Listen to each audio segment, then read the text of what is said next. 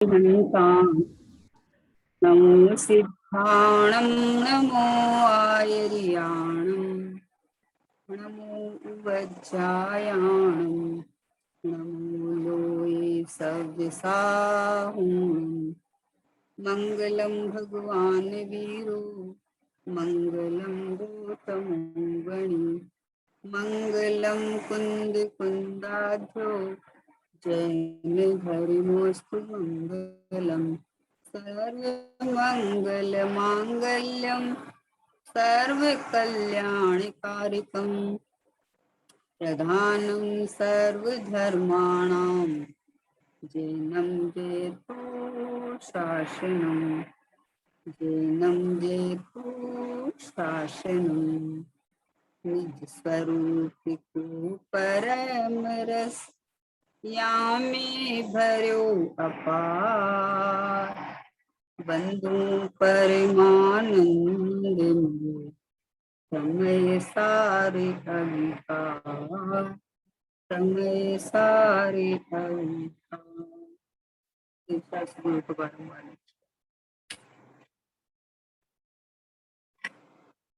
पूज्य गुरुदेव श्री के वचनामृत अमृत झरते वचन।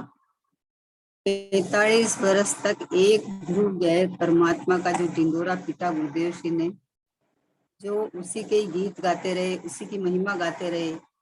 बोले इस शुद्धात्मा को भूलकर जीव अनंत संसार में भटका है। गलती कितनी कि स्वयं हाजरे हजूर विद्यमान शुद्धात्मा है, इसमें मैं पना नहीं किया तो भटका है। और अपने में अपनापन करे तो संसार से छूट सकता है। तो गुरुदेव श्री ने जो कर्तापन की और परद्रव्य का कर्ता मैं हूँ या शुभ भावों से धर्म बुद्धि मान रखा था, उस पे चोट की। बोले जो बंध का कारण है मोक्ष का कारण कैसे हो सकता है? जो स्वयं आकुलता स्वरूप भाव है वो निराकुलता का कारण कैसे हो सकता है? जो स्वयं बहिर्मुख भाव है वो अंतर्मुख कैसे हो सकता है? जहाँ वस्तु है ही नहीं वहां से वस्तु कैसे मिल सकती है? मतलब इतना कर्ता कर्म अधिकार पे तो इतना गुरुदेव जी ने खुलासा किया। बोले एक समय सार में एक अलग से कर्ता कर्म अधिकार है, जिससे कि एक द्रव्य दूसरे द्रव्य को छू नहीं सकता, उसका कुछ करता नहीं है, सब द्रव्य अपने में स्वतंत्र है। मतलब गुरुदेव ने इतने सिद्धांत खोले, अद्भुत एक कार्य हुआ है ये पंचम काल में चतुर्थ काल जैसा। ऐसे हमारे गुरुदेव श्री का वचनामृत पे स्वाध्याय करना है अपने।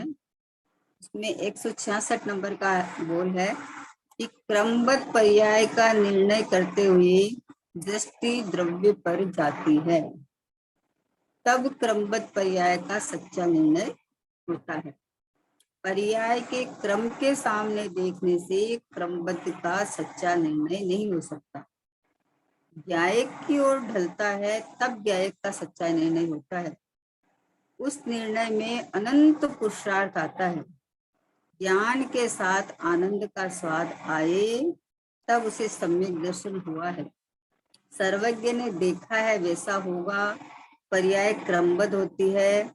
उसके निर्णय का तात्पर्य ज्ञान स्वभाव पर दृष्टि करना है।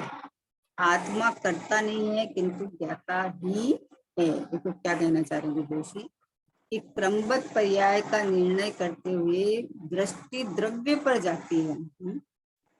क्रमबद्ध पर्याय का निर्णय किससे होता है कि जिसकी दृष्टि द्रव्य पे जाती है, तब क्रमबद्ध पर्याय का सच्चा निर्णय होता है। अब बोलते हैं हमारे तो जिस समय जो पर्याय आनी होगी वो आएगी, वो तो निश्चित है, वो तो केवली ने देखा है। पर भैया केवली का श्रद्धांजलि तुझे कैसे आया और तू किधर देख के बोल रहा है कि केवली ने देखा है? केवली तो तुझे दिखते नहीं है। तू जिनवाणी में पढ़ के बोलता है कि भगवान को तीन लोग तीन काल सब दिखता है, तो उनके ज्ञान में मेरी सभी आ गया। लेकिन तू जब तक अपने ज्ञायक स्वभाव का अनुभव में रूप नहीं करेगा, इधर लक्ष्य पूर्वक नहीं करेगा, तब तक तुझे अपना ज्ञायक भाव का भी पता नहीं चलेगा, क्रमबद्ध पर्याय का भी पता नहीं चलेगा, सर्वज्ञ भगवान का भी श्रद्धान नहीं है ना। सर्वज्ञ भगवान का श्रद्धान इस ज्ञायक पे दृष्टि पूर्वक आता है कि यहाँ ज्ञायक में अनंत अनंत अनंत अनंत केवल ज्ञान अनंत काल तक निकलने की यहाँ ताकत है मेरे ज्ञान स्वभाव में, मेरे ज्ञान में। तो यहाँ जब श्रद्धान आता है और जब स्वभाव पर दृष्टि जाती है तो पर्याय में अकर्ता हो जाता है वो।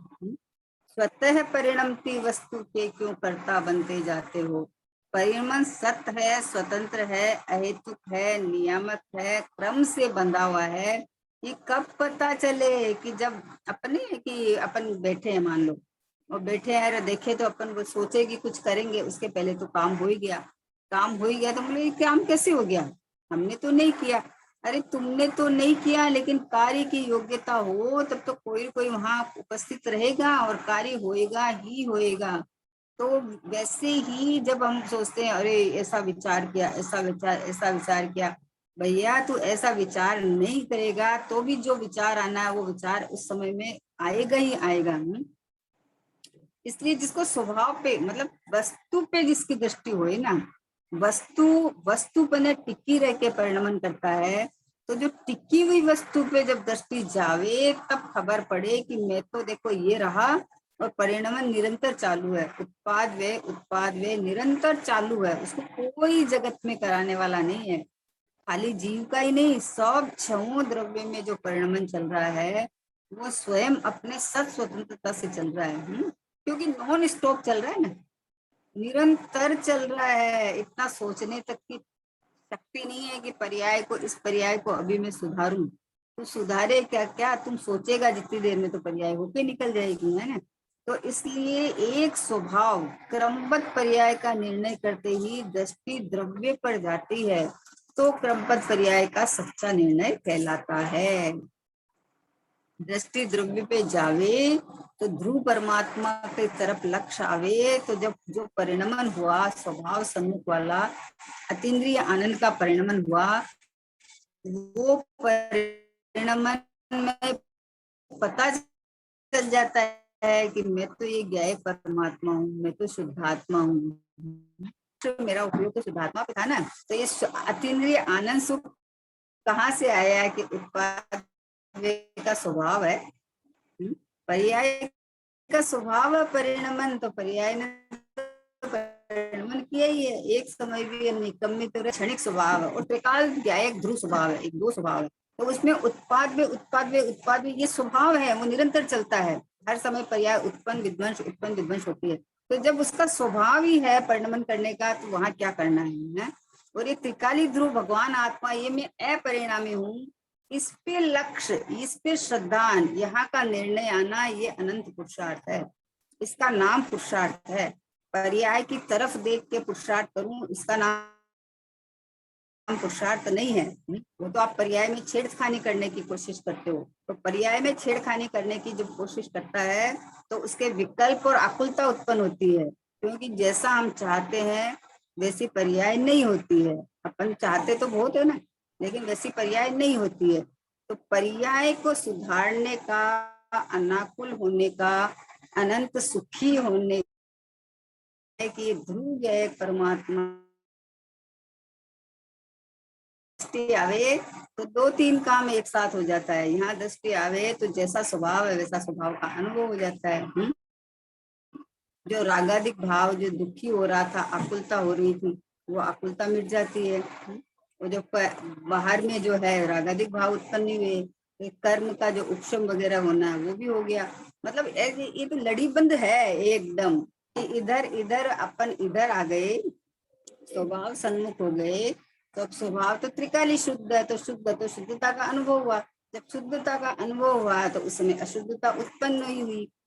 तो एक कर्म का उदय था। तो कर्म के उदय पे लक्ष्य नहीं था, क्योंकि लक्ष्य एक ही तरफ था, जीव की तरफ लक्ष्य नहीं था।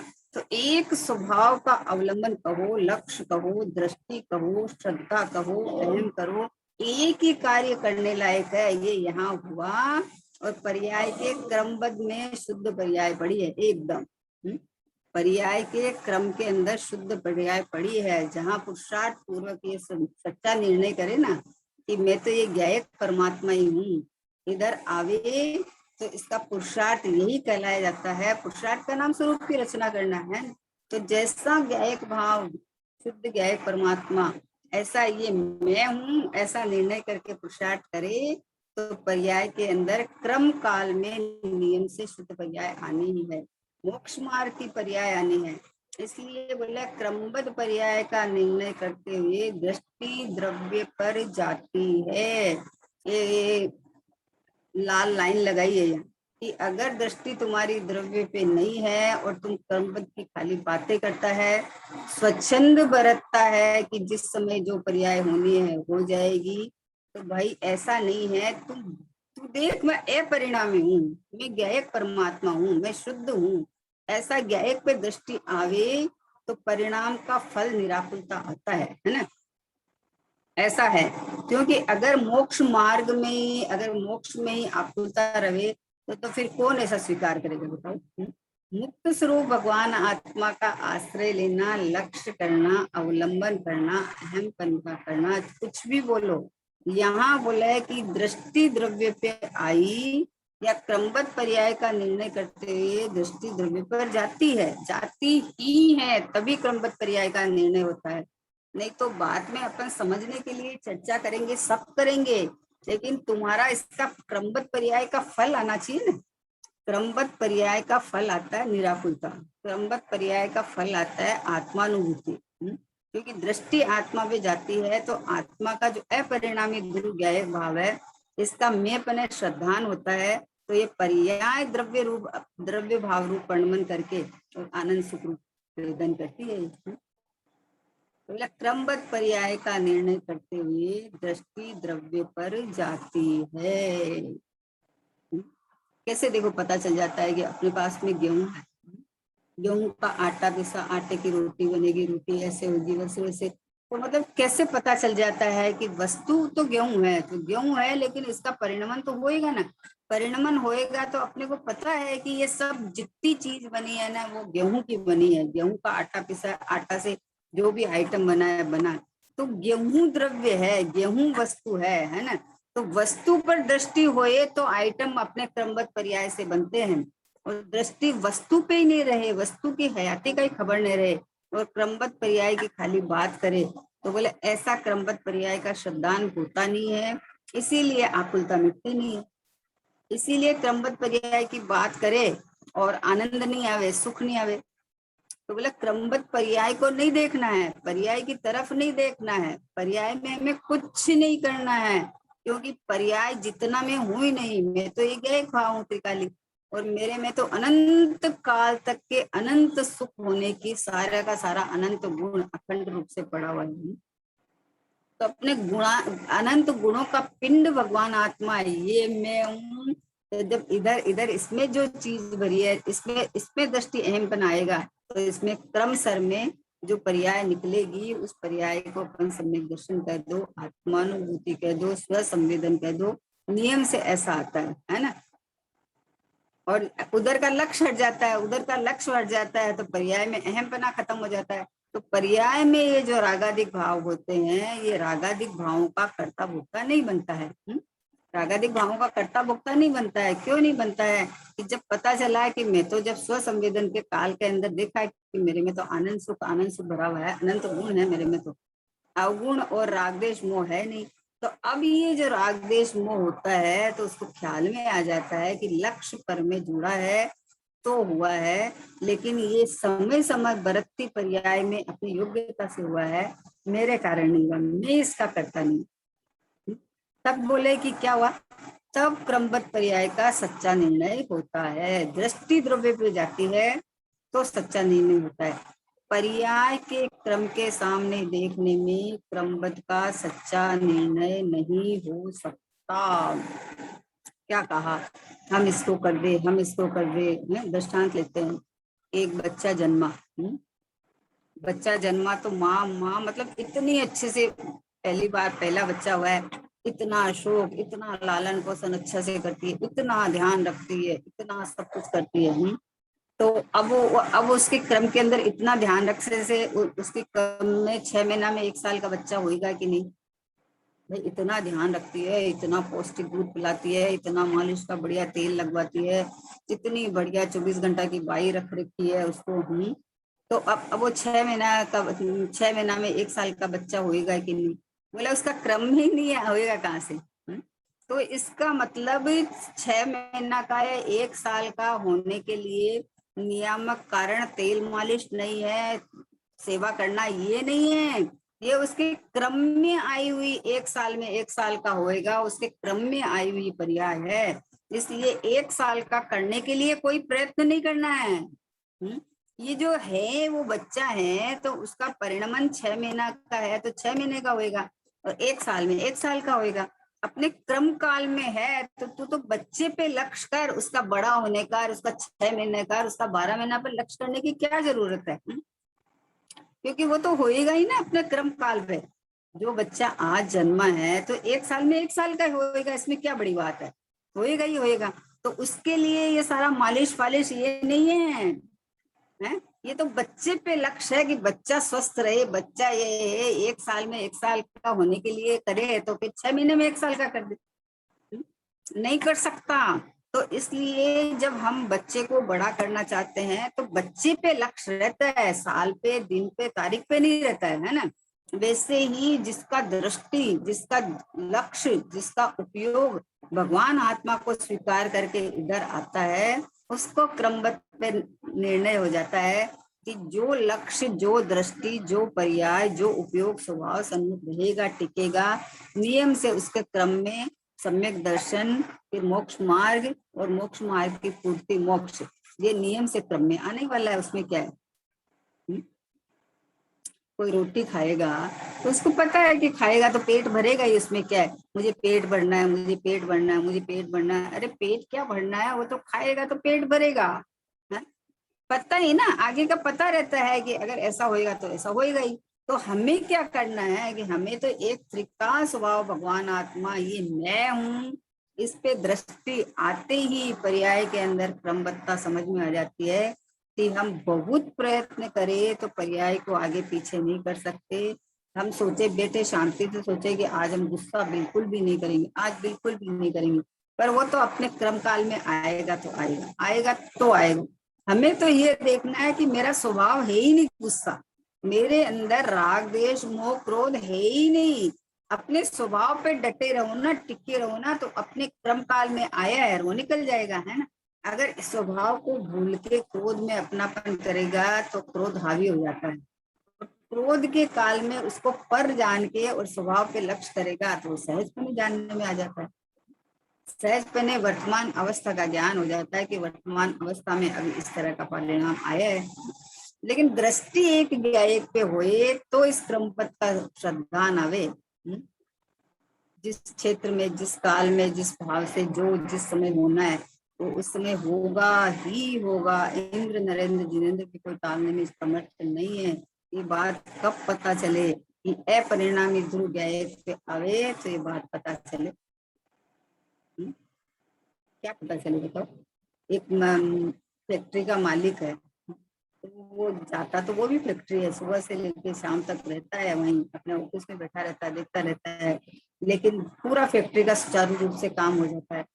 क्योंकि उसे पता है इतने वर्कर लगा हुआ है, उनका सबका अपना अपना काम छाटा हुआ है, तो वो हो ही गई। मतलब मुझे कुछ करना ही नहीं है, मुझे कुछ करना ही नहीं है, मुझे तो बस वह कहाँ वहां खाली बैठे रहना है, तो काम अपने आप हो जाता है। तो जब जिसको ये पता चल गया है कि ये ज्ञायक परमात्मा मैं हूँ, इसमें अनंत गुण है और अनंत गुण गुणों में परिणमन है, तो इसके परिणमन में अनंत गुण में से अनंत पर्याय आएगी आएगी, परिणमन स्वभाव है तो उसमें मुझे क्या करना है, ज्ञान गुण की पर्याय में से ज्ञान ही निकलेगा, श्रद्धा में से श्रद्धा ही निकलेगी, चारित्र में से वही वही भाव निकलेंगे। ये थोड़ी है कि ज्ञान में से चारित्र के पर्याय निकले और चारित्र में से श्रद्धा के पर्याय निकले, ऐसा तो होने वाला नहीं है ना। जब ये पता चल गया कि मैं तो अखंड रूप रहा हुआ गया एक परमात्मा हूँ और ये अनंत गुणों में जब परिणमन है तो हर गुण की पर्याय अपनी योग्यता से होने योग्य होएगी, तो वहां से निवृत्ति हो जाती है, अंदर से शांति हो जाती है, कर्ता बुद्धि मिट जाती है, स्वभाव पे दृष्टि आ जाती है, इतने सारे काम सहजपने हो जाते हैं। श्रद्धान देखो अनंत गुण है, द्रव्य गुण पर्याय सहित द्रव्य है ना, उत्पाद व्यय द्रव्य उत्तम सत्य द्रव्य लक्षण है। गुण पर्याय व द्रव्य, द्रव्य है जो गुण पर्याय का समूह है। तो अब गुणों में परिणमन है, तो गुणों में जब परिणमन है तो परिणमन, जब परिणमन सामर्थ्य शक्ति है तो वो तो होएगी ना। अब अपन सोचे कि ज्ञान गुण का कार्य कोई और गुण कर दे, वो तो होने वाला नहीं है, वो तो कोई करने वाला नहीं है। वो तो हर गुण की पर्याय सत्य और स्वतंत्र है। एक समय में जब परिणमन होता है तो अनंत गुणों की अनंत पर्याय एक साथ परिणमन करती है। तो अगर बुद्धिपूर्वक करो तो आप कितनी पर्यायों का एक साथ परिणमन करवा सकते हो? तो एक साथ कितनी पर्यायों का परिणमन करवा सकते हो? ये हमें क्यों करवाना है? अपने आप सहजपने होता है तो वहां दृष्टि क्यों जाएगी? क्यों मेहनत करेगा? क्यों आकुलता भोगेगा? एक स्वभाव पे दृष्टि आवे तो द्रव्य में जब परिणमन चलता है तो अनंत गुणों की अनंत पर्याय अपने आप योग्यता अनुसार हो जाती है। तो वहां का लक्ष्य खत्म हो जाता है, अहम पना खत्म हो जाता है, लक्ष्य खत्म हो जाता है, कर्ता बुद्धि खत्म हो जाती है। तो बोला पर्याय के क्रम के सामने देखने से क्यों हुआ, क्यों नहीं हुआ, क्यों नहीं है, इसका इतना बढ़िया दृष्टांत आता है कि किसी ने आम का बीज बोया, आम का बीज बोया। तो अब आम के तो फल, मतलब फल लगने में एक क्रम होता हुआ है ना कि इतने महीने में निकलेगा, उसके बाद फल लगेगा और सीजन में आएगा। अब वो उसको बोने के बाद में हर 2-4 दिन बाद उसको खोद खोद कर अगर देखे कि अरे अभी तो अंकुर ही नहीं है, अभी तो यही नहीं हुआ, अभी तो यही नहीं हुआ, तो वो कभी उगेगा क्या? कभी नहीं उगेगा। वो तुझे फल देखने को ही नहीं मिलेगा उसको। तुम तो निश्चिंत होकर जिस समय सीजन आए उस समय बीज बो दे, पर्याय मतलब उसको धरती को उपजाऊ बना के उसमें खाद डाल दे और बीज बो दे और रोज क्रम से उसमें पानी देता जा। अपने समय में अपने क्रम काल में वो खड़ा होएगा, वृक्ष खड़ा होएगा, पत्ते आएंगे, उसके अंदर फल लगेंगे, फल पक के देंगे आपको। अपने क्रम काल में आएंगे, लेकिन क्रम तोड़ के नहीं आएंगे ना। कितना बढ़िया से बढ़िया खाद डाल और तुम सोचे पहले आ जावे, वैसा नहीं होगा। ये अभी आजकल बोलते हैं गैस का इंजेक्शन लगा देते हैं, उससे पहले पक जाते हैं। देखो पकते तो अपने स्वकाल में ही है, उनकी उस समय पहले पकने की योग्यता थी। लेकिन ऐसा ऐसा ये क्रम नहीं है, क्रम ऐसा बिल्कुल नहीं है। क्रम यह है कि वस्तु की तरफ लक्ष्य करो, आप वस्तु को देखो। अब वस्तु को अभी अब उसका परिणमन क्रम काल में जिस समय जैसा होना होगा वैसा ही होगा। तो अभी ये जिसको पता है कि 4 महीना बाद इसमें फल लगने वाले हैं, तो आराम से शांति से वो निश्चिंत हो जाता है कि हमने बीज बो दिया। अब वो अपने क्रम काल में कौन बताओ अंदर कौन बनाए उसकी डाली, पत्ते, शाखा, उसके बाद में उसपे कच्चे फल, पक्के फल कोई बनाने जाता है वृक्ष के अंदर में?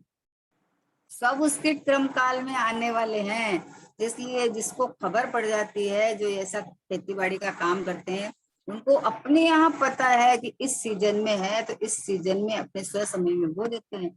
और फिर क्या करना है कि कुछ नहीं करना है, उसमें पानी देते जाओ, आप तो कुछ नहीं करता है, अपने स्व समय में हो जाएगा। वैसे ही ये ज्ञायक परमात्मा भगवान आत्मा, जिसको ये पता चल गया कि ये मैं हूं और इसकी दृष्टि लक्ष्य से ही जो केवल ज्ञान और मोक्ष रूपी फल आने वाला है, तो हमें क्या करना है कि यही पानी देते जा, बस एक ही जगह खड्डा खोद, एक ही जगह पानी देते जा कि ये गायक परमात्मा में हूँ, इस आत्मा ही में हूँ, बना बनाया भगवान हूँ, मुझे भगवान बनना नहीं है, मैं प्रथम से ही हूँ, है ना। ऐसा यहाँ तू पानी देता जा तो अपने स्व काल में पर्याय में क्रमबद्ध में पर्याय में जो आनी है वो आएगी, जो आनी है वो आएगी, नहीं आएगी ऐसा होता ही नहीं है। जब वस्तु में परिणमन स्वभाव पड़ा है तो परिणमन तो अपने क्रमानुसार होएगा ही होएगा ना। इसलिए बोले पर्याय के क्रम के सामने देखने से क्रमबद्ध का सच्चा निर्णय नहीं हो सकता। ज्ञायक की ओर ढलता है तब ज्ञायक का सच्चा निर्णय होता है। क्या कहा कि ज्ञायक की ओर ढलता है तब ज्ञायक का सच्चा निर्णय होता है, और उस निर्णय में अनंत पुरुषार्थ आता है। जिसको कर्तापने की बुद्धि पड़ी है ना, वो बोलते हैं कि कुछ किए भी नहीं हो जाएगा, कुछ किए भी नहीं हो जाएगा, कि बोला हाँ बिना किए ही होता है, कुछ नहीं करना पड़ता है। कोई कोई लड़का 18 साल 17 साल का होता है तो उसका स्वकाल में मूछ दाढ़ी आ जाती है, कोई लानी पड़ती है उसकी, और आप 5 साल में लाके दिखा दो। 5 साल का कोई बच्चा है, 10 साल का हुआ है, और अभी तो मूछ दाढ़ी आई नहीं, अपने क्रम काल में आएगी, अपने स्व काल में आएगी, तुझे क्या जरूरत है? तो जैसे बाहरी द्रव्य में अपने को सब चीज का श्रद्धान है, वैसे ही भैया अपने ये जो तुम पर्याय की तरफ पीछे पड़ा है, वो पर्याय अपने स्वयं क्रम काल में आने वाली है। इसलिए दृष्टि मात्र गायक भाव पे रखना, बस गायक का सच्चा निर्णय करना, उस निर्णय का ही अनंत पुरुषार्थ है, इसका नाम ही पुरुषार्थ है। बोले फिर कुछ पुरुषार्थ करे नहीं क्या, बैठे रहे क्या? बोले बैठा रहना पुरुषार्थ है, अनंत पुरुषार्थ है। एक जीव की आदत नहीं है कर्ता बने की, भाग दौड़ की आदत पड़ी हुई है ना, तो उसको बैठा रहना दुखदाई लगता है, उसको भारी लगता है। तो यही एक अनंत पुरुषार्थ है कि कुछ करना ही नहीं है हमें। करना सो मरना है, कौन करे कैसे करे। वस्तु स्वयं परिणमन वाली है, तो परिणमन परिणमन में है तो होएगा। और मैं तो, मुझे जरूरत ही नहीं है, मैं तो परिपूर्ण हूँ, मैं तो ध्रुव हूँ, मैं तो भगवान हूँ। ओहो, जिसको अपने भगवान पने का श्रद्धान आ जावे, उसका परिणमन तो अपने क्रम काल में चलता है, लेकिन परिणमन में भगवान भगवान भगवान भगवान नाचने लगता है अंदर से। इसलिए बोले गायक का सच्चा निर्णय होता है, उस निर्णय में अनंत पुरुषार्थ आता है, अनंत पुरुषार्थ आता है। क्योंकि अनादिकाल से पर में अपनापन और कर्ता बुद्धि पड़ी हुई है, उस कर्ता बुद्धि को तोड़ना बहुत मुश्किल काम है।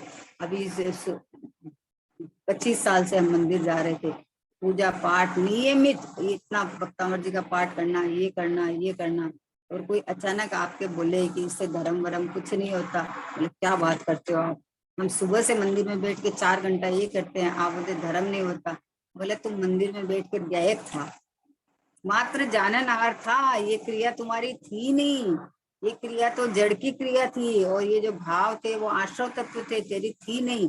तो तूने क्या किया कि तूने कर्ता बन का अभिमान किया खाली, और उसी समय में ये क्रिया भले क्रिया में हुए, लेकिन तू अपने को ज्ञाता दृष्टा प्रभु जैसे वेदी में बैठे हैं, वैसा प्रभु देखता रहता, तो तुम्हारी क्रियाएं भी सार्थक होती। तो ये बहुत कठिन लगता है ये अनंत पुरुषार्थ, तो इसलिए है कि इसको तो आदत पड़ी हुई है कि मैंने ये किया, मैंने ये किया, ये कहूँ तो ये मिलेगा, ये करूँ तो ये मिलेगा, आदत पड़ी हुई है। अब इसको बोले कि अरे तू इन किसी कुछ कर ही नहीं सकता, तो मात्र ये देखो बैठा बैठा राजा है, शहनशाह बादशाह परिपूर्ण परमात्मा है, इसको क्या बात है, हम इतना सब करते हैं, आप बोलते हो नहीं कर सकता।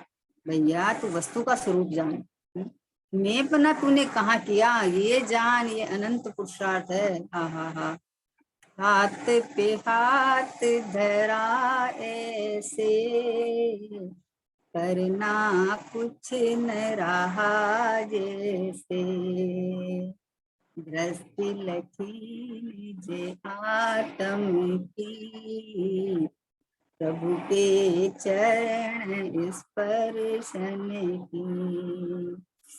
हाथ पे हाथ धरा जैसे, करना कुछ न रहा जैसे, जैसे जिनेंद्र भगवान हाथ पे हाथ धर के बैठे हैं, कि नहीं कर रहे हैं कि अनंत अनंत वीर्य प्रकट हो गया उनके, अनंत पुरुषार्थ चल रहा उनका। हम पुरुषार्थ को करना धरना मानते हैं, पर्याय में कुछ करे तो पुरुषार्थ मानते हैं। यहाँ बोलते हैं ज्ञाता दृष्टा रहने का ही पुरुषार्थ है, क्योंकि हमारा इतना ही कार्य, दूसरा कुछ कर ही नहीं सकते।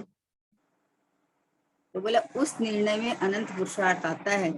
ज्ञान के साथ आनंद का स्वाद आवे, क्या कहा, ट्रैक मार्क बताया, ट्रैक मार्क कि ज्ञान के साथ आनंद का स्वाद आवे, नहीं तो क्षयोपशम ज्ञान बढ़ा के और ये किताबी ज्ञान हो जाता है, ये है ना, जिनवाणी में जैसा लिखा है वैसा हमने पूरा स्मरण में कर ले लिया, ज्ञान में कर लिया, लेकिन उसका भाव भाषण होता है ना, भाव भाषण होता है तो आनंद आता है, वस्तु के समीप जाओ तो आनंद आता है।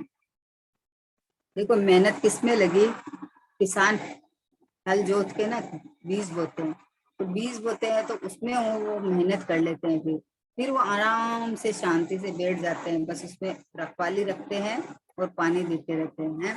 फिर उनको टेंशन नहीं है कि सीजन निकल जाएगा, ये हो जाएगा, अभी तो बीज बोया ही नहीं, वो एकदम निश्चिंत हो जाता है। वैसे ही ये मैं गायक परमात्मा शुद्धात्मा हूँ, ऐसी दृष्टि, ऐसा लक्ष्य पूर्वक ये निश्चिंत हो जाता है कि अब ये पर्याय अपने कर्म काल पे आएगी, अब मैंने सोचा मैं त्रिकाली हूँ, तो पर्याय के अंदर अब भी केवल ज्ञान आ जाए या अभी सम्यक दर्शन आ जाए। बोला ये आकुलता नहीं रहती, ये नहीं रहता है, तो उधर झांकता ही नहीं है ना। जब जिसको पता है वो बीज बो के निश्चिंत हो जाता है, वो खोदता ही नहीं है, एक बार भी देखता भी नहीं है, क्योंकि उसको तो पता है अपने स्वकाल में मैंने अगर बीज बोया है तो स्वकाल में फल आएगा ही आएगा। वैसे ही जिसकी दृष्टि क्या एक परमात्मा पे आ जाती है कि मैं ये शुद्ध आत्मा हूँ, ऐसा बीज जिसने बोया है उसके पर्याय में अतीन्द्रिय आनंद आएगा ही आएगा, आएगा ही आएगा, नहीं आएगा ऐसा वस्तु व्यवस्था नहीं है ना एक्चुअली। तो बोले ज्ञान के साथ आनंद का स्वाद आए तब उसे सम्यक दर्शन हुआ है। और ज्ञान भी करे और आकुलता भी भोगता रहे, तो बोले तूने ज्ञान किया ही नहीं है। वस्तु स्वरूप विचार पे मन पावे विश्राम, रस स्वादत सुख उपजे अनुभव को नाम। वस्तु स्वरूप का जब निर्णय कर लिया तो मन को विश्राम मिल जाता है, तो अब उसका रस आता है, अब इसका आनंद लेता है कि अरे मैं तो ये ज्ञान व्यक्ति हूँ, मैं तो परिपूर्ण परमात्मा ही हूँ, तो उसका आनंद लूटता है ना। तो फिर मन को विश्राम मिल जाता है। मन से आपने निर्णय कर लिया, निर्णय कर लिया, वस्तु पे आ गए, वस्तु पे आ गए तो अभी क्या है, अब क्रमबद्ध में अपने आप जो व्यवस्था है वो होने वाली है। इसलिए बोले तब सम्यक दर्शन हुआ है, सर्वज्ञ ने देखा है वैसा होगा, पर्याय क्रमबद्ध होती है, उसके निर्णय का तात्पर्य ज्ञायक स्वभाव पर दृष्टि करना है। एक ही बात बार बार में क्यों आ रही है कि तुम क्रमपद के नाम पर या तो स्वच्छंदता पोसता है ना, या तो प्रमादी होके बैठ जाता है, या फिर उतावड़ करना है कि मुझे करना है, मुझे करना है, मुझे करना है। ये दोनों कार्य ही नहीं है, न उतावड़ न स्वच्छंदी का कार्य। यहाँ तो स्वभाव में बैठ के बात चल रही है कि स्वभाव में कुछ करना रहता ही नहीं। ये मैं तो परिपूर्ण ध्रुव परमात्मा हूँ, ये निर्णय कहाँ आता है क्रमबद्ध का कि ज्ञायक स्वभाव पर दृष्टि करता है।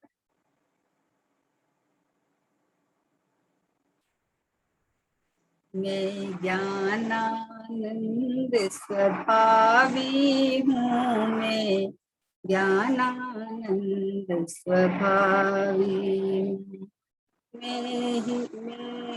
मैं हूँ अखंड शुद्ध चित्त पिंड। देखो मैं हूँ अखंड शुद्ध चित्त पिंड, ऐसा मैं हूँ। बोले जब ऐसा मैं हूँ ये जब निर्णय आ जाता है, तो ऐसा निर्णय करने वाली जो पर्याय है उस पर्याय के क्रम में शुद्ध का जैसा स्वभाव है वैसा आना ही निर्भर हो जाता है ना। पर्याय का कर्तत्व मिटा, निर्भर हो गया। ओ पर्याय में झमेला पाल रखा है, अरे इतना तो होना ही चाहिए, ऐसा होना चाहिए, हम इतना मेहनत करते हैं। अरे मेहनत के नाम से तुम पटरबे का कट्टा बनता है। एक समय की पर्याय सत्य स्वतंत्र और मतलब स्व से परिणमन करती है ना, अपनी क्रम से परिणमन करती है ना, तो उसको में फेर फार करने का कर्ता बनना ये भयंकर अपराध है। बोलो भयंकर अपराध है, इसमें तुझे सर्वज्ञ भगवान की अवहेलना की है। सर्वज्ञ भगवान में जब तेरी अनंत काल तक की पर्याय आ गई है, तो तू पर्याय में फेरफार करने की बुद्धि करे तो सर्वज्ञ भगवान की अवहेलना है। तो सर्वज्ञ भगवान के कहे अनुसार निर्णय करे इधर कि ये दृष्टि ज्ञायक परमात्मा पे कि मैं तो परिपूर्ण परमात्मा हूँ, तो सर्वज्ञ भगवान का विनय है, इधर उनका विनय है, इधर स्वभाव का निर्णय है, इधर आकुलता नहीं होगी, शांति का वेदन होगा। आनंद की शर्त रखी है ना, ज्ञान के साथ आनंद का स्वाद आए तो आनंद तो आएगा ही, सच्चा सही ज्ञान होगा तो आनंद तो आएगा ही।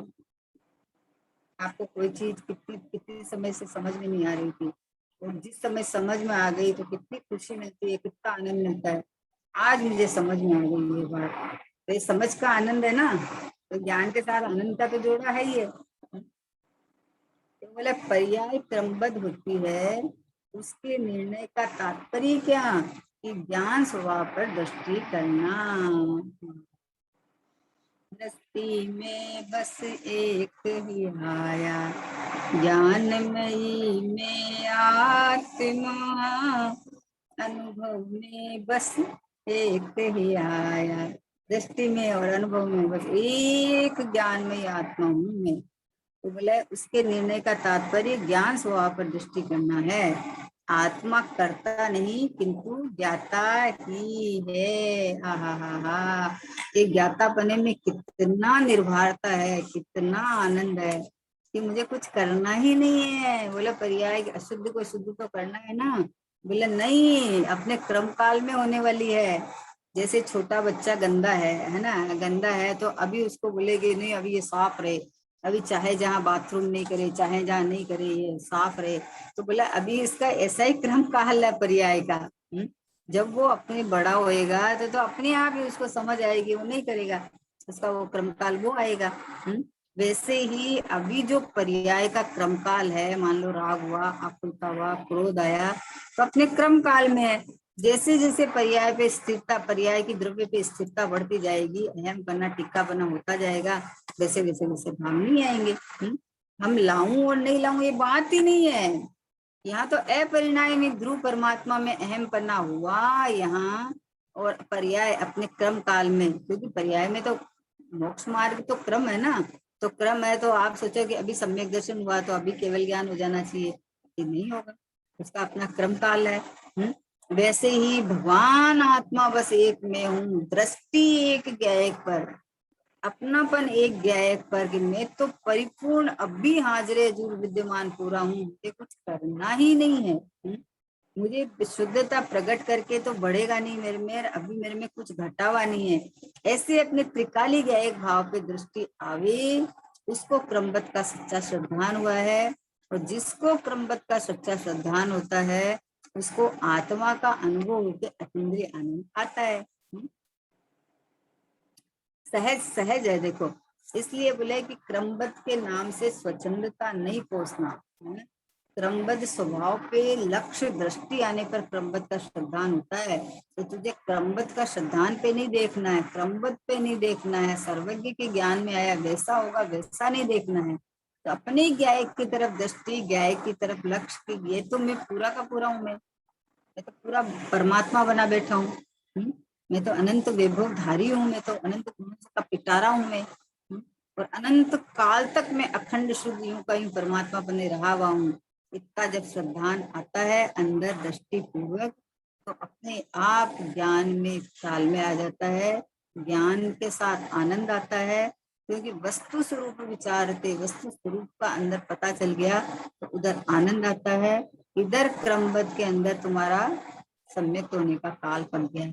ऐसे बोले कि स्वभाव पे दृष्टि जिसकी आवे उसको क्रमबद्ध का श्रद्धान होता है, नहीं तो क्रमबद्ध का श्रद्धान नहीं माना जाता है। लोग यद्वा कद्वा कहीं भी क्रमबद्ध लगा देते हैं। कुछ भी गड़बड़ हुआ, एक क्रम काल में यही होने की योग्यता थी, तो फिर क्रम काल में नरक निगो जाने की भी योग्यता होगी ना। तो बोले ऐसे नहीं लगाने का, क्रमबद्ध पर्याय को समझने के लिए स्वभाव में जहाँ परिपूर्ण परमात्मा ज्ञायक में बैठा हूँ, ऐसे पे दृष्टि आवे तो अपने इस ज्ञान के साथ आनंद आता है, और आनंद के साथ निराकुलता का वेदन होता है, सुख का वेदन होता है। तो इस निराकुल स्वभाव के अंदर यानी वीतराग स्वभाव के अंदर में राग नहीं है तो बंद नहीं है। ऐसा क्रम काल पड़ा हुआ है। भगवान सर्वज्ञ के ज्ञान में ऐसा आया है, उनकी दिव्य ध्वनि में ऐसा आया है ना। चलो इसके आगे वाले लेता है 167 की मेरा स्वरूप तो निर्विकारी है।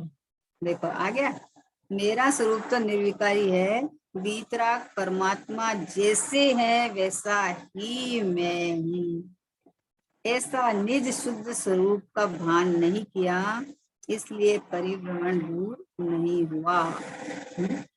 व्रत के परिणाम से पुण्य बंधता है, अव्रत के परिणाम से पाप बंधा है, और आत्मा की स्वभाव पर्याय प्रकट करे तो मोक्ष पर्याय प्रकट होती है। दया सत्य आदि भाव पाप टालने के लिए तो बराबर है, किंतु उनसे धीरे धीरे धर्म होगा, चारित्र प्रकट होगा, ऐसा माने तो वह मान्यता मिथ्या है। आत्मा को समझे बिना एक भी भव कम नहीं हो सकता। देखो क्या बोल रहे हैं गुरुदेव श्री, मेरा स्वरूप निर्विकारी है। क्या कहा, आहा हा, स्वरूप को जब निर्विकारी है, मैं स्वरूप, मैं स्वभाव रूपी हूँ, मैं वस्तुपने हूँ, मैं ज्ञानानंद का सागर हूँ, ऐसा तू देख तो सही, एक बार विश्वास तो कर। भगवान की दिव्य ध्वनि में ये बात आई है कि तू मेरे जैसा का जैसा है, कोई फर्क नहीं है। ऐसा का ऐसा तू है, तो तू ऐसा विश्वास तो कर, अंदर देख तो सही अपने कोतूहल से। आचार्य कहते हैं कोतूहल से मर पच के, जैसा भी तू एक बार ये निर्णय करके इधर देख ले कि मैं तो ये वितराग स्वरूप भगवान आत्मा हूँ। बोले मेरा स्वरूप तो निर्विकारी है, वितराग परमात्मा जैसा वैसा ही मैं हूँ। क्या कहा? जैसे प्रभु सिद्धालय राजे, वो ही स्वरूप सुमेरा है। भली भांति मैंने पहचाना, ऐसा रूप सुमेरा है। ऐसा ही प्रभु में भी हूँ, मैं भी हूँ ऐसा, मैं ऐसा ही हूँ। ये प्रतिबिंब सुमेरा है। भली भांति मैंने पहचाना, ऐसा रूप सुमेरा है। बोले जैसा वितराग परमात्मा वैसा ही मैं हूँ, ऐसा ही मैं हूँ, कोई फर्क नहीं है, कोई फर्क नहीं है। छटनी नहीं करना कि वो वितरागी है मैं रागी हूँ। यहाँ तो वस्तु स्वरूप की बात चल रही है। यहाँ तो चल रहा है कि जैसे वो निर्विकारी शुद्ध ज्ञायक परमात्मा है, वैसा ही मैं हूँ। उन्होंने अपने ज्ञायक परमात्मा का आश्रय लेके पर्याय में शुद्धता प्रकट हो गई है, तो वैसे ही एक मेरा स्वरूप निर्विकारी है, एक मैं परमात्मा स्वरूप रहा हूँ। ऐसा निज शुद्ध स्वरूप का भान हो तो ये स्वभाव में मोक्ष मार्ग प्रकट हो जाएगा पर्याय में, और ऐसा नहीं करे तो संसार चलता रहता है। निर्णय करने लायक एक ही है, अनुभव करने लायक एक ही है, अहम पना करने लायक एक ही है कि मैं निर्विकारी शुद्ध अखंड एक रूप परिपूर्ण एक ज्ञानानंद का सागर ध्रुव परमात्मा सो ही मैं हूँ, यही मैं हूँ है। इसलिए कहा मेरा स्वरूप निर्विकारी है। अरे क्या कहा, अरे विकार हटा के निर्विकारी वाला नहीं, एक समय की पर्याय में राग है और उसको हटाऊं और फिर मैं निर्विकारी हूँ, ऐसा नहीं। स्वभाव से ही निर्विकारी हूँ मैं हूँ, स्वभाव से ही मैं परिपूर्ण हूँ, स्वभाव से ही जैसे भगवान है वैसा का वैसा मैं हूँ। ऐसा जिसने निर्णय किया उसकी पर्याय में स्वभाव के अनुकूल जो पर्याय हुई, वो पर्याय मोक्ष मार्ग का काम करेगी। समझे? तो मेरा स्वरूप तो निर्विकारी है, बस यहाँ टिक जाओ, बैठ जाओ, रम जाओ। अब इसमें ज्यादा घालमेल करने की जरूरत नहीं है। ये भगवान की वाणी में ये आया है कि वस्तु बने रह के प्रणमन करती है, तो मेरा स्वभाव तो ध्रुव बने रहने का है, परिपूर्ण बने रहने का है। तो बोला मेरा स्वरूप तो निर्विकारी है। अब विकार रूप अपने को मान के उसको निकालना है, और संसार से हटना है, मोक्ष में जाना है, कि बोले ऐसा भाव है तो स्वरूप का अवलंबन ले ले बस। मुक्त स्वरूप परमात्मा हूँ ऐसा अवलंबन ले ले, तो उसमें संसार रहेगा नहीं, मुक्ति अपने आप दिखेगी। अपने आप मुक्ति, मुक्त स्वरूप भगवान आत्मा को देखते ही मुक्ति की भी जिसको वांछा नहीं रहती है, मोक्ष की भी जिसको वांछा नहीं रहती है, भावना चलती है वो अलग चीज है। लेकिन जो इच्छा, इस तरह की इच्छा रहती है कि अरे मैं मोक्ष कर सकता हूँ, मैंने ये किया, ये नहीं रहता है। मैं तो निर्विकारी हूँ, आहा, मैं तो सहजानंद, ज्ञानानंद, पूर्णानंद, प्रभुता संपन्न ये गया है परमात्मा, जहाँ किसी का प्रवेश नहीं, बाहर से कुछ लेना देना नहीं। हो भगवान को केवल ज्ञान हुआ तो भगवान अपने केवल ज्ञान में से हमें क्या देंगे, कि हमें जरूरत क्या है, हमें जरूरत क्या है। मैं तो स्वयं केवल ज्ञान सर्वज्ञ स्वभावी हूँ, मैं तो मुक्त स्वरूप ही हूँ पहले से ही। ऐसा बोले मेरा स्वरूप तो निर्विकारी है, विकार है ही नहीं, मेरे में परिणमन ही नहीं है परिणामी ध्रुव ध्रुव ध्रुव ध्रुव ध्रुव, ज्ञायक ज्ञायक ज्ञायक ज्ञायक, चेतन चेतन चेतन चेतन, मैं मतलब मैं ऐसा हूँ, मैं ऐसा हूँ। मेरा स्वरूप यानी मैं ऐसा हूँ, मैं स्वभाव से ही ऐसा हूँ, स्वरूप ही मेरा ऐसा है। वीतराग परमात्मा जैसे है वैसा ही मैं हूँ। ऐसा निज शुद्ध स्वरूप का भान नहीं किया, इसलिए परिभ्रमण दूर नहीं हुआ। अब ये डरता है, ऐसा हम कैसे मान ले, ऐसा कैसे मान ले। यहाँ बोले ऐसा तो नहीं मान रहा है इसलिए परिभ्रमण चल रहा है। समझ में आई क्या कहना चाह रहे हैं? कि ऐसा निज शुद्ध स्वरूप का भान नहीं किया कि ये मैं हूँ, इसलिए परिभ्रमण दूर नहीं हुआ अभी तक। बताओ। और ये बोलता है कि मुझे ये करके परिभ्रमण दूर करना है। कितनी विपरीतता चल रही है? स्वभाव को गौण करता है, पर्याय को मुख्य करता है, और पर्याय पे लक्ष्य करके बोलते हैं कि हमें तो मोक्ष मार्ग पे चलना है या करना है। तो बोले ये तेरी विपरीतता चल रही है। पर्याय में करना नहीं है, पर्याय में तो होने की व्यवस्था है। स्वभाव में हूँ, व्यायक में हूँ, परिपूर्ण परमात्मा में हूँ। जैसे भी तरह की परमात्मा है वैसा ही मैं परमात्मा स्वरूप रहा हुआ हूँ। ये बात चल रही है यहाँ तो। बोला ऐसा निज शुद्ध स्वरूप का भान नहीं किया, इसलिए परिभ्रमण दूर नहीं हुआ। ये बोलता है मैं प्रकट करके शुद्ध हूँगा, और बोला तू ऐसा जान कि मैं शुद्ध हूँ तो शुद्धता प्रकट होगी। समझ में आ रही है विपरीतता क्या चल रही है? ये बोले मैं प्रकट करूंगा तो शुद्ध हूँ। तो बोले जैसे ये तो वो वाली बात है कि कोई बच्चा को तैरना सीखना है, तो तैरना सीखना है तो वो बोलता है पहले मुझे तैरना आएगा तो मैं पानी में उतरूंगा, नहीं तो मैं डूब जाऊंगा। तो बोले कि तू पानी में उतरेगा नहीं तो तैरना कैसे सीखेगा, ये तो बता पहले। बाहर खड़ा खड़ा तैरना थोड़ी सीखेगा। अरे पानी में उतर जा, नहीं डूबेगा, तुझे पकड़ने वाले बैठे हैं ना। तो वैसे मैं परमात्मा हूँ ऐसा उतर जा तू। तो ये देवशास्त्र गुरु बैठे हैं ना हमें पकड़ने वाले, कैसे डूब जाएगा? जिनेन्द्र भगवान का संदेशा है, फरमान है। ये देखो क्या कहा कि वीतराग परमात्मा जैसे है वैसा ही मैं हूँ। ये जिनेन्द्र भगवान का ही फरमान आया हुआ है, ये वहीं से दिव्य संदेश आया हुआ है कि तू मेरे जैसा ही तू है। अपने को इससे कम जानेगा तो तेरा संसार कभी खत्म नहीं होने वाला है।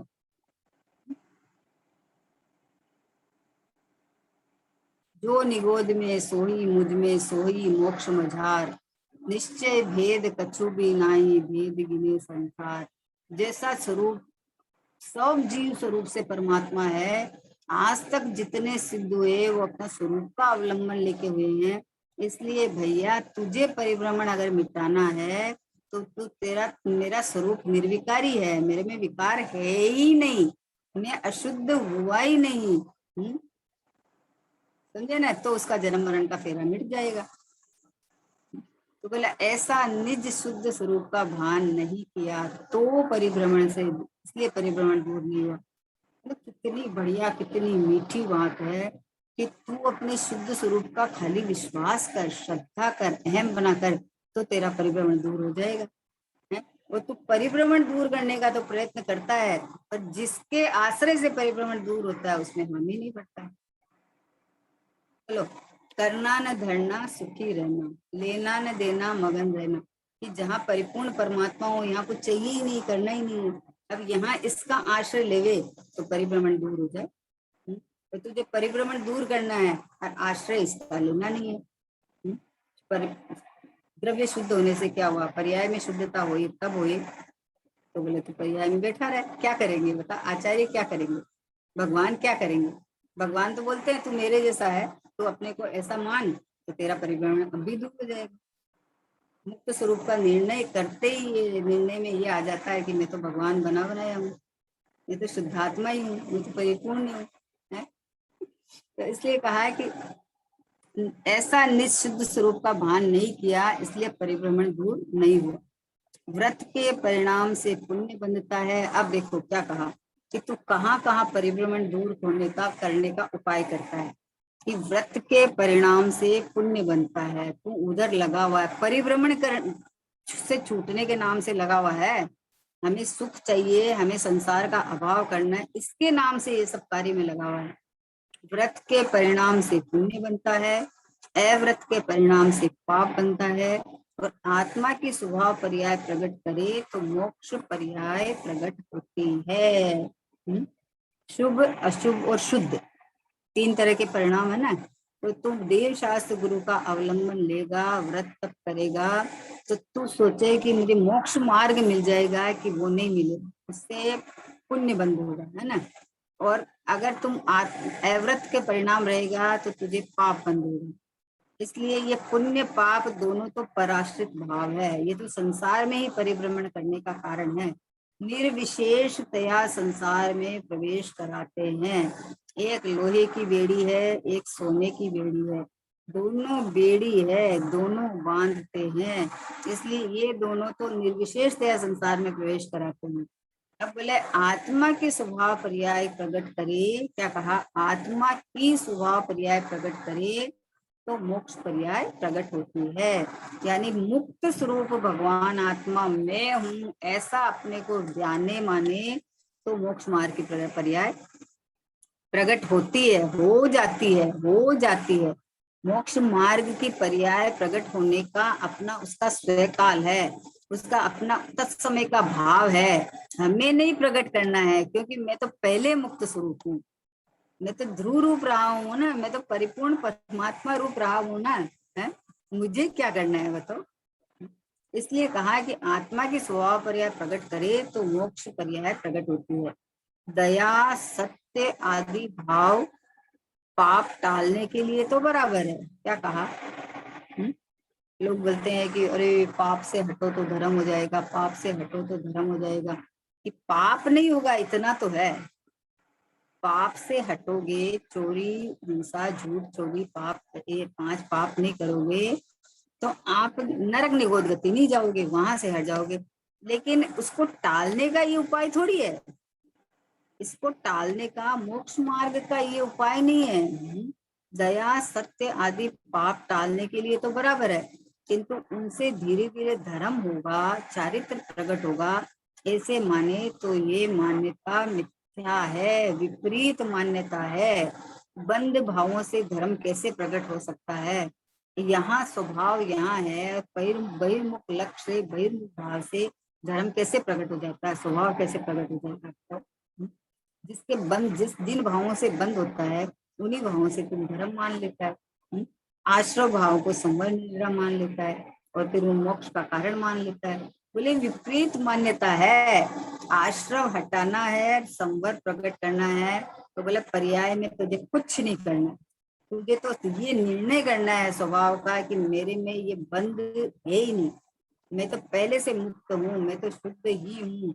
ऐसा अंदर में अहो भाव आके निर्णय होके यहाँ टिके तो यहाँ टिकने वाली पर्याय संवर की कहलाती है ना। और उस समय में आश्रम की उत्पत्ति नहीं होती है, उस समय आश्रम की उत्पत्ति नहीं होती है। एक होए तृण काल में परमात्मा पंथ, एक ही मार्ग है बस, ये रहा में गया है परमात्मा, ये रहा में शुद्धात्मा, इसका आश्रय लेवे तो पाप पुण्य दोनों से छुटकारा होने वाला है। पुण्य भाव से धर्म बुद्धि रखता है, बोला पुण्य भाव करे तो किंतु उससे धर्म मार्ग होगा, चारित्र प्रकट होगा, पुण्य भाव से चारित्र प्रकट होगा। ये चारित्र प्रकट होने में बाधक है ये भाव, मुनिराज के छठा गुणस्थान श्रेणी चढ़ने में बाधक है। छठा गुणस्थान में कौन से भाव आए मुनिराज के, शुभ भाव ही आएंगे ना, प्रशस्त भाव ही है ना छठा गुणस्थान में मुनिराज के, तो वो तो श्रेणी को रोकते हैं, बंद के कारण है, चारित्र को अटकाते हैं। तो ये करते करते धीरे धीरे चारित्र धर्म प्रकट होगा, चारित्र प्रकट होगा, तो बोला 3 काल में नहीं होगा। मुनिव्रत धार अनंत बार जीवित उपजायो, के निज आत्म ज्ञान बिना सुख लेश न पायो। अनंत बार इस तरह का तो कर करके तुम चारित्र मान के ही तो तू किया है ये सब, लेकिन संसार का एक भाव कम नहीं हो। और अपने को परमात्मा देख तो ये बाहर में चारित्र आएगा, सच्चा आएगा, बाहर में जो बनाव बनेगा वो सच्चे बनेंगे। आहा, ओहो कैसा वस्तु का स्वरूप है। कितना बढ़िया एक दृष्टांत आया हुआ है कि नाटक में रंच मंच पे ना नाटक करते हैं ना लोग, नाटक करते हैं तो नाटक करते हैं तो नाटक का पर्दा खोलने के पहले अंदर से पूरी तैयारी करते हैं। पर्दा खोलने के पहले, पब्लिक को दिखाने के पहले पूरी तैयारी करते हैं, अंदर से पूरा मेकअप वेकअप सब पूरा तैयारी करके फिर पर्दा खोलते हैं। अगर सोचो हो कि पूरी तैयारी अंदर नहीं हुई और कोई के आधी मूछ लगी हुई है, कोई के क्या है, कोई के क्या है, व्यवस्थित नहीं हो और पर्दा खोल दे तो फिर क्या होगा? फिर क्या हो? फिर पब्लिक देखना पसंद करेगी? कोई नहीं देखना पसंद करेगा। तो अगर तुम ये मंद राग करते करते तुम सोचे कि तुम्हारे धर्म हो जाएगा, तो ये तो संसार का मार्ग है, संसार में भटकने के ही भाव है। तो उससे बताओ चारित्र कैसे हो जाएगा? उसे अतीन्द्रिय आनंद शांति कैसे मिल जाएगी? उससे मोक्ष मार्ग पर एक कदम भी आगे नहीं बढ़ेगा, एक कदम भी, क्योंकि तुम्हारा सुलटा ही नहीं है, समझे ना? जो विपरीत मार्ग चल रहा था वो विपरीत मार्ग पलटे, दिशा पलटे ना, तब फिर वो चले तो क्रम के अंदर उसको चारित्र तो कहा जाता है, क्रम जो पड़े उसको तो। लेकिन जो जो है ही नहीं, दिशा ही नहीं पलटी अभी तक, तो उसको कैसे कहे बोले? धर्म पुण्य करते करते तुम बोले कि धीरे धीरे धर्म प्रकट हो जाएगा, चारित्र प्रकट हो जाएगा, बोले कैसे हो जाएगा? नहीं हो सकता। ट्रेन में बैठ गया, टिकट ले ली जयपुर की, और बैठ गया उस ट्रेन में और बोले मैं सोनगढ़ के नजदीक जा रहा हूँ, सोनगढ़ के नजदीक जा रहा हूँ। कहाँ से नजदीक जाएगा? सोनगढ़ तो यहाँ से 12 घंटा में पहुंचाता है, और तुम 12 घंटा में जयपुर पहुंचेगा तो 12-16 घंटा में है। तो सोनगढ़ से कितना दूर हो गया? फिर 12 घंटा ये और इतना घंटा और 16 घंटा और कितना दूर हो गया? तो तुम नजदीक कैसे पहुंच गया? मतलब पहले दिशा सही होनी चाहिए ना, तब दशा पलटती है। तो ऐसे बोले कि धीरे धीरे धर्म होगा। क्या कहा कि दया सत्य आदि भाव पाप टालने के लिए तो बराबर है, वो तो बराबर है, तो इस समय पाप के भाव नहीं हुए, किंतु उनसे धीरे धीरे धर्म होगा, चारित्र प्रकट होगा, ऐसा माने तो यह मान्यता मिथ्या है, ये मान्यता मिथ्या है। इससे होता तो आज तक हो जाता, नहीं हुआ ना। एक स्वभाव का आश्रय लेना, एक अपने को परमात्मा स्वरूप वेदन करना, यही एक मोक्ष मार्ग का कारण है, और कोई कारण नहीं, कोई कारण नहीं है। लाख उपाय कर लो, विपरीत मार्ग में चल चल रहे हो तो आपको दूर ही ले जाएगा, आपको मोक्ष मार्ग के एक कदम नहीं बढ़ाएगा।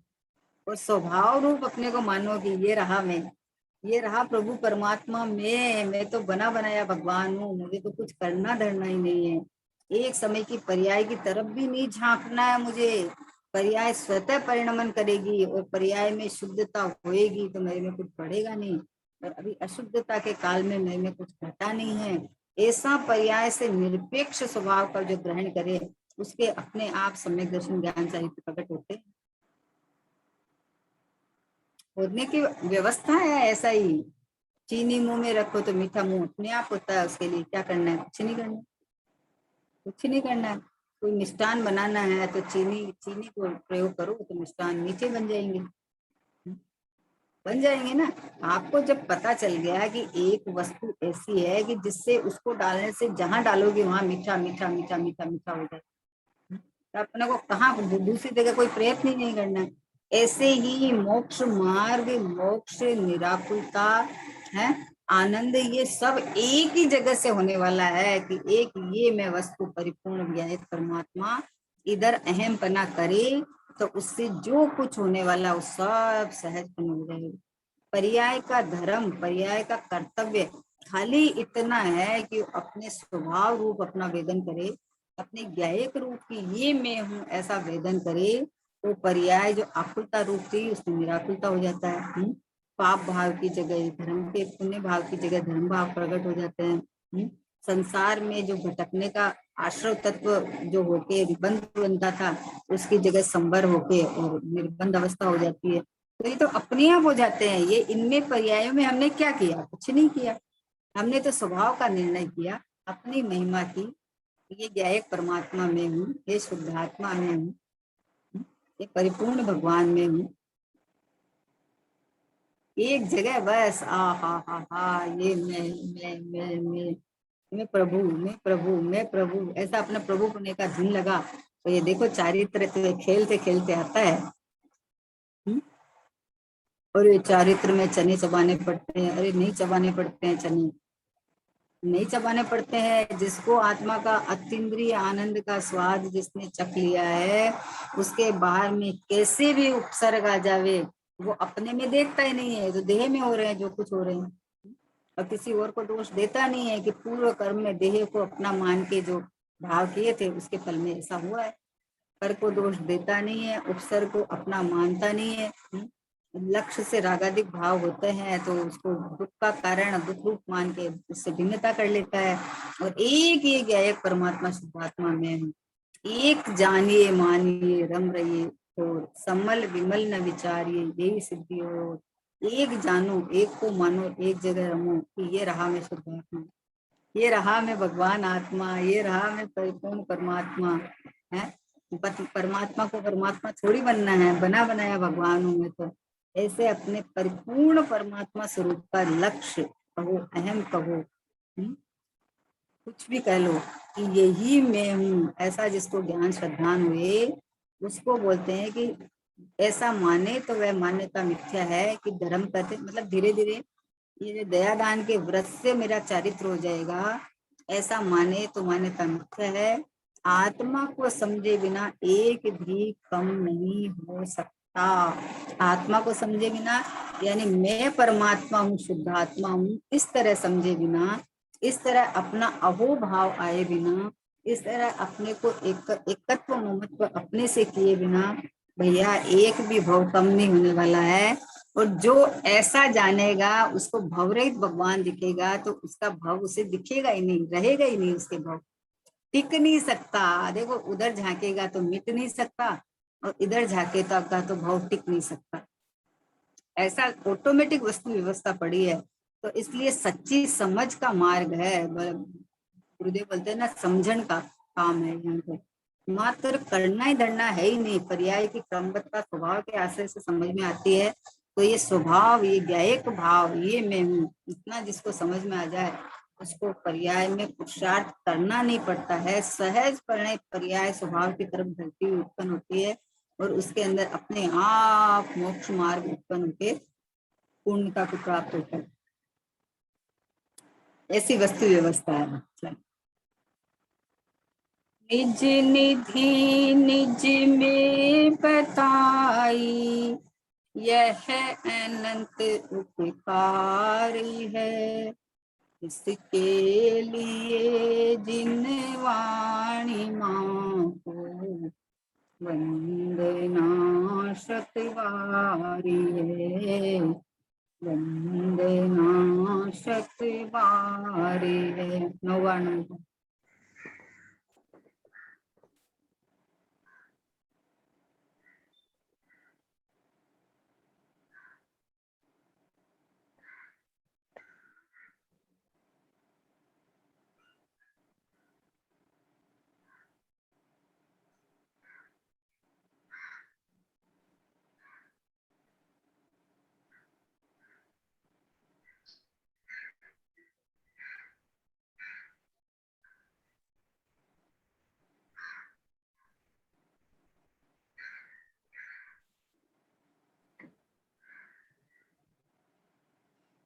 द्वादशांग दिनवाणी माता की जय हो।